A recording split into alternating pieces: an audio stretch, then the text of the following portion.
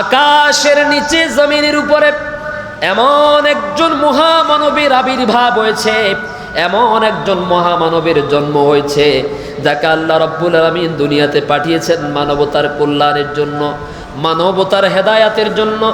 সেই নবীজির নামে যদি আপনি একবার দুরূদ পাঠ করেন, তার নাম শুনলে যদি সাল্লাল্লাহু আলাইহি সাল্লাম পড়েন, আল্লাহ রাব্বুল আলামিন সাথে সাথে নগদে আপনাকে 3টা পুরস্কার দিয়ে দিবে।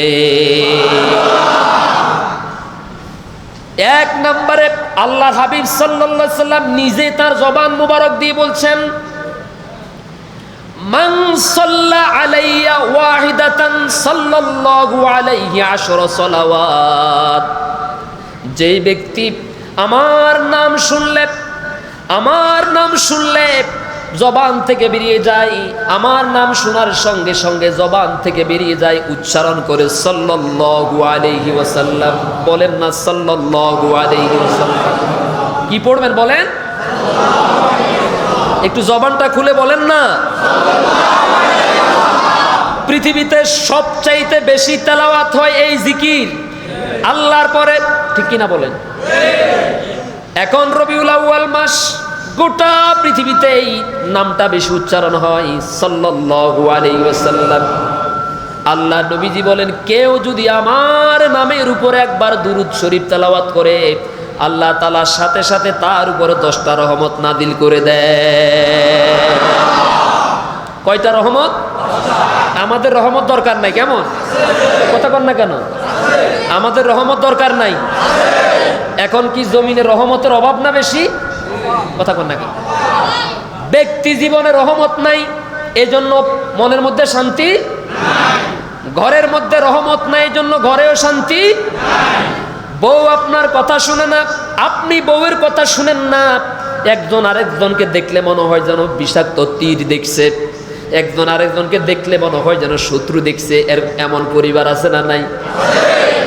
ছেলে বাবার কথা শুনে না, বাবা ছেলের কথা শুনে না, মা বাবার কথা সন্তান মানে না, শিক্ষকের কথা ছাত্রছাত্রীরা মানে না। তার কারণ হলো রহমতের বড় অভাব, ঠিক কিনা বলেন?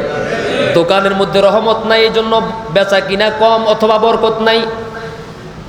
রাজনীতিতে রহমত নাই, এই জন্য সেখানে অশান্তি, বরকত নাই। খেতে খামারে সেখানে রহমত নাই, যার কারণে সেখানে ফলমূল তৈরি হয় না আগের মতো, ঠিক কিনা বলেন? তার মানে গোটা পৃথিবীতে এখন একটা জিনিসের দরকার, সেটার নাম হচ্ছে রহমত। এখন কিসের দরকার বলেন? এখন কিসের দরকার? গোটা পৃথিবীর মানুষের জন্য এই মুহূর্তে বেশি বেশি দরকার আল্লাহর পক্ষ থেকে রহমত। রহমত যদি নাজিল হয়, রহমত যদি থাকতো তাহলে গজব আসতো। রহমত যদি জমিনে থাকতো তাহলে বন্যা আসতো না, জলোচ্ছ্বাস আসতো না, ভূমিকম্প হতো না, ঠিক কিনা বলেন? রহমত যদি জমিনে থাকতো, আল্লাহ রহমত যদি বান্দাদের উপরে থাকতো, তাহলে অনাবৃষ্টি অতিবৃষ্টির মাধ্যমে বান্দারা কষ্ট পেত না।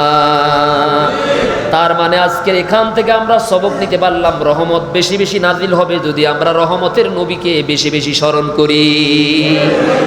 রহমত বেশি বেশি নাজিল হবে, এটা সবাই চান কিনা? রহমত চাইতে হলে রহমতের নবীকে বেশি বেশি স্মরণ করতে হবে। রহমত আশা করতে হলে, রহমত কামনা করতে হলে রহমতের নবীকে অনুসরণ করতে হবে, রহমতের নবীকে মানতে হবে, আনুগত্য করতে হবে। রহমতের নবীর রেখে যাওয়া আমানতকে জমিনে বাস্তবায়ন করার জন্য কাজ করতে হবে। যদি এই কাজগুলা করি তাহলে আল্লাহ আমাদের উপরে খুশি হবেন নাকি বেজার হবেন? আমরা যদি আল্লাহর প্রেরিত, আল্লাহর পাঠানো রাসূলকে অনুসরণ করি, রাসূলকে আনুগত্য করি, রাসূলকে মেনে চলি, তাহলে যিনি পাঠিয়েছেন তিনি আমাদের উপরে বেজার হবেন নাকি খুশি হবেন? আর আল্লাহ যদি আমাদের উপরে খুশি হন, আল্লাহ খুশি হইলে বান্দার উপরে গজব নাজিল করেন নাকি?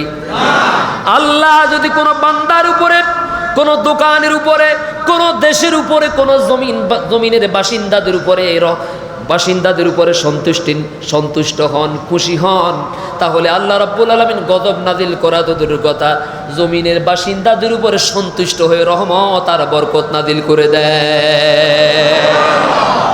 তাহলে এক নম্বরে মান সাল্লা আলাইয়া ওয়াহিদাতান সাল্লাল্লাহু আলাইহি 10 সালাওয়াত। নবীজি বলেছেন কেউ যদি আমার নাম শুনলে একবার দুরূদ পাঠ করে কয়বার? কয়বার? বলেন সাল্লাল্লাহু আলাইহি ওয়াসাল্লাম। একবার যদি তেলাওয়াত করেন তাহলে আল্লাহ তাআলা নগদে আপনার উপরে আমার উপরে 10টা রহমত নাযিল করবে। ওয়া হুত্তাত আনহু আশরু খতায়াত, ওয়া হুত্তাত আনহু আশরু খতায়াত। নবীজি সাল্লাল্লাহু আলাইহি সাল্লাম বলেন শুধু আল্লাহ তাআলা তার উপরে 10টা রহমত নাযিল করবেন তা না, বরং সামনে আরো 2টা পুরস্কার আছে। দ্বিতীয় নম্বর পুরস্কার হলো আল্লাহ আমার উম্মতের আমলনামা থেকে 10টা গুনাহ মাফ করে দিবে।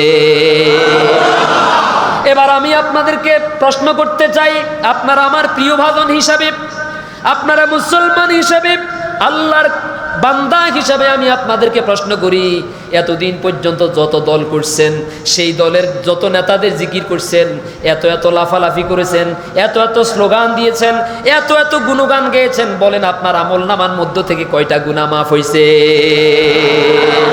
তাহলে কোন নেতার জিকির করব, কোন নেতার পিছনে স্লোগান দিব, দেওয়ার আগে চিন্তা করব এটার পিছনে দৌড়াইলে আমার কি গুনাহ হবে নাকি আমার সওয়াব হবে, দেখার দরকার আছে না? না,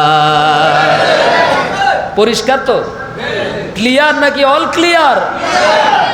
না, ক্লিয়ার না, অল ক্লিয়ার। বলেন অল ক্লিয়ার। এটার পরে আর কিছু থাকতে পারে না, ঠিক কিনা বলেন? নবীজি বলেন আমার নাম উচ্চারণ করলে, আমার নামের উপরে একবার দুরূদ পাঠ করলে, তেলাওয়াত করলে আল্লাহ তাআলা বান্দার জন্য দ্বিতীয় পুরস্কারটা রেখেছেন, তার গুনাহের আমলনামা থেকে আল্লাহ রাব্বুল আলামিন 10টা করে গুনাহ মাফ করে দিবে।